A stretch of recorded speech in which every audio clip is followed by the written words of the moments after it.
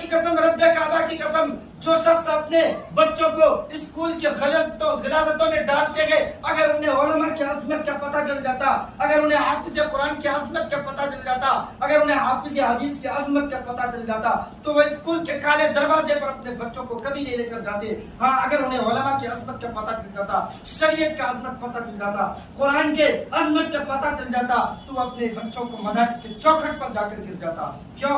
صحابہ ایک ایک حدیث کو سیکھنے کے لیے سینکڑوں میل سفر کیا کرتے، ایک حدیث کو جاننے کے لیے، ایک حدیث کو سیکھنے کے لیے سینکڑوں میل سفر کرتے تھے، مہینہ بھر سفر کرتے تھے۔ کیوں؟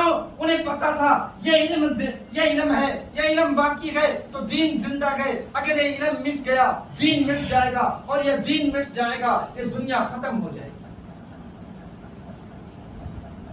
یہ علم کی وجہ سے دین زندہ ہے، اور دین کی وجہ سے یہ دنیا قائم ہے، اور جس دن یہ دین ختم ہو گیا اس دن یہ دنیا بھی ختم ہو جائے گا۔ آج ہمیں قرآن سے کوئی واسطہ نہیں، آج ہمیں نماز سے کوئی واسطہ نہیں، آج ہم دنیا داری میں پڑے ہوئے ہیں، ہم کیا دیں گے قیامت کے دن جواب؟